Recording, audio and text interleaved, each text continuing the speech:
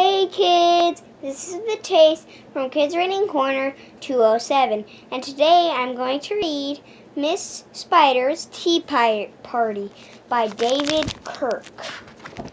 Miss Spider's Tea Party. One lonely spider sipped her tea while gazing at the sky. She watched the insects and the leaves, and many flying by. If I had friends like these, she sighed, who'd stay a while with me, I'd sit them down on silken chairs and stir them cakes and tea. Two timid beetles, Ike and May, crept from the woodwork that same day, but when Miss Spider begged, "Please stay," they shrieked, "Oh no!" and dashed away. 3 fireflies flew inside that night, their spirits high, their tails alight. They spied the web and squeaked in fear, "We'd better get away from here." The little trio did not feel they'd care to be a spider's meal. 4 bumblebees buzzed outside. "Please come to tea," Miss Spider cried. The 4 ignored her, swaying there. She waved a tea towel in the air. She took a cup and tapped the glass. Then one bee spoke to her at last. "We would be fools to take our tea with anyone so spidery." Within the shadows of the room, just peeking from behind a broom, 5 green faces bobbed and peered. Miss Spider smiled. Her heart was cheered. Descend for a closer look, she danced into the gloomy nook, but sadly found those jolly mugs belonged, alas, to rubber bugs.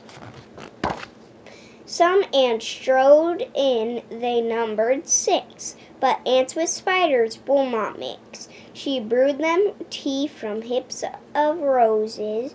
They proud platoon turned up their noses.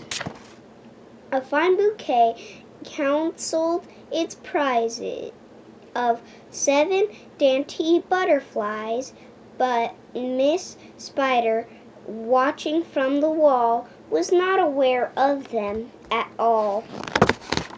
The tea table was set for 8, with saucers, cups, and silver plate. The cakes were fresh, the service gleamed, yet no one would arrive, it seemed. Her company, in no demand, left her a cup for every hand. 9 spotted moths kept safe and warm in shelter from a thunderstorm. They stood beneath an open sash and watched the jagged lightning flash. Miss Spider dropped down on a thread, a silver tray above her head. She hoped to please them, but instead they flew away in mortal dread.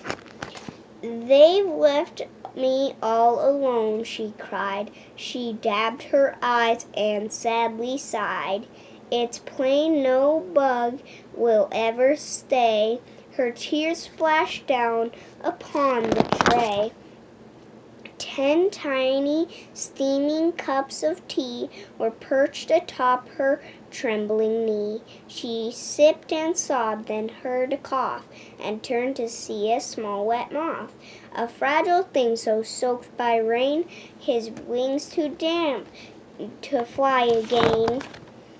She smiled and took a checkered cloth to cloak the frail and thankful moth.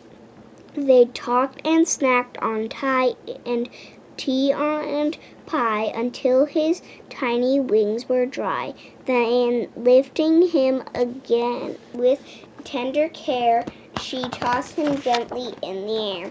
The moth told Ike, then Ike told May, who went from bug to say, "There is no reason for alarm, she's never meant us any harm." So later on that afternoon, assembled in the dining room, 11 insects came to tea to share Miss Spider's courtesy.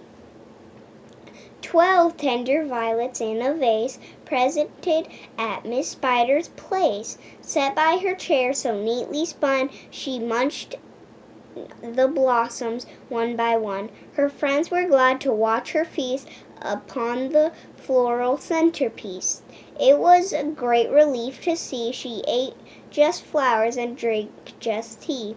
Miss Spider's reputation grew, but before long our hosts knew each bug who crawled or hopped or flew, and all their lovely children too.